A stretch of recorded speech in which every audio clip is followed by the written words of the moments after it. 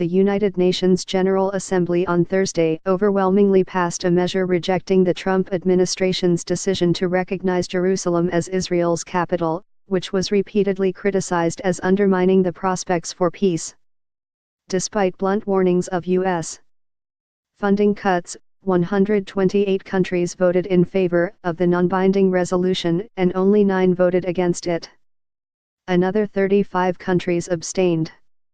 The United States will remember this day in which it was singled out in this assembly for the very act of exercising our right as a sovereign nation, said Nikki Haley, the U.S. ambassador to the UN. We will remember it when, once again, we are called up to make the world's largest contribution to the UN, and we will remember it when many countries come calling on us to pay even more and to use our influence for their benefit. Haley had said the U.S. embassy would be moved to Jerusalem regardless of the vote. No vote in the United Nations is going to make any difference on that, she said.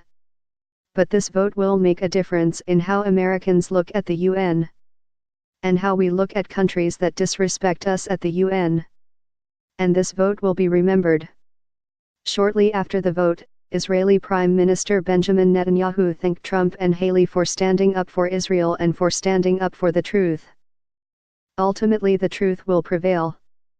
Although the measure is non-binding, it carries political resonance, particularly in the Middle East where the U.S. decision has sparked protests and been condemned by Arab governments. Underscoring the U.S. isolation on the issue, even many allies have publicly appealed to the administration to reverse its position and leave Jerusalem's status undecided until Israelis and Palestinians negotiate terms. The list of countries whose representatives came to the podium included many adversaries that have squared off with the Trump administration, including Venezuela, Syria, and North Korea. They all portrayed Trump's December 6 decision to recognize Jerusalem and move the embassy as a boon for extremists and an obstacle to peace.